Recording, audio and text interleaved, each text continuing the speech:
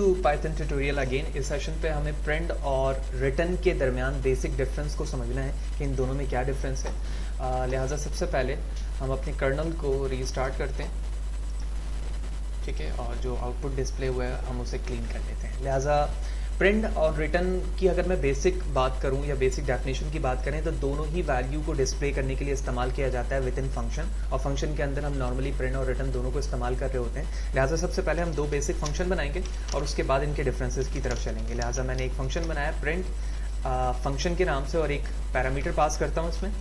Then इसके बाद हम एक वेरिएबल लेते हैं जिसमें a मल्टीप्लाई बाय a करते हैं और उसके बाद इसी वेरिएबल को प्रिंट करवा देता हूँ बाय यूजिंग प्रिंट फंक्शन।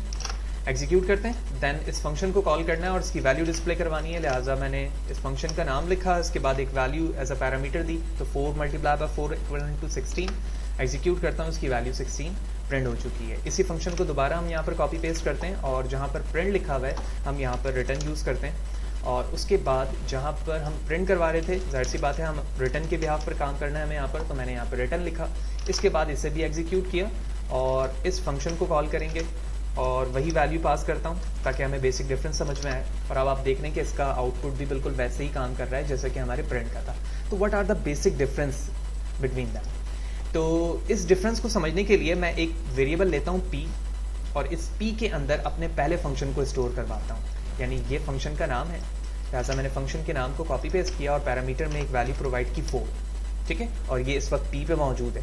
लिहाजा ना सिर्फ ये वैल्यू इसमें स्टोर हो रही है बल्कि वो साथ ही साथ फंक्शन भी कॉल हो रहा है। लिहाजा मैंने शिफ्ट एंटर टू एग्जीक्यूट किया और आप देख रहे हैं कि वो वैल्यू यहाँ पर प्रिंट हो चुकी है क्योंकि इसके अंदर फंक्शन प्रिंट का था और वो वैल्यू प्रिंट कर रहा है और साथ ही साथ उसने इस p के अंदर उस वैल्यू को स्टोर भी कर लिया। वेयर एज अगर मैं दूसरे फंक्शन को एक वेरिएबल लूँ r, ठीक है, और r के अंदर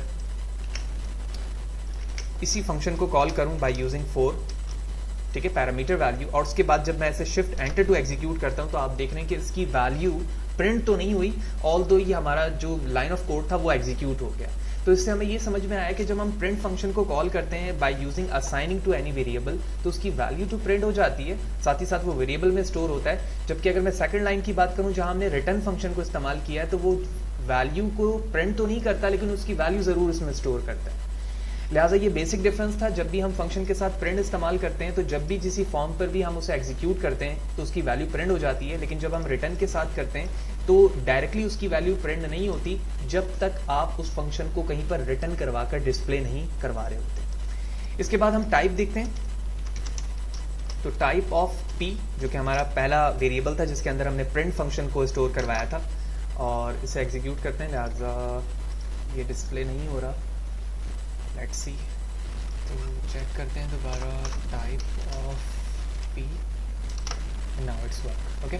तो आप देख रहे हैं कि जब मैंने p के बिहाफ पर इसके टाइप को गेट करने की कोशिश की तो ये कोई टाइप पे नहीं आ रहा है क्योंकि इसकी वैल्यू रिटर्न नहीं हो रही बल्कि इसके अंदर वैल्यू प्रिंट होती है। जबकि अगर मैं इसी चीज़ को टाइप ऑफ r के रिस्पेक्ट से देखूं तो ये आपको यहाँ पर बता रहा है कि इसके अंदर जो वैल्यू रिटर्न हो रही है, जो जिस पर्पज़ के लिए फंक्शन है, उसका आउटपुट भी हमारे पास क्या है, इंटीजर है। तो ये बेसिक डिफरेंस था प्रिंट और रिटर्न के दरमियान जो हमने इस सेशन के अंदर कवर किया।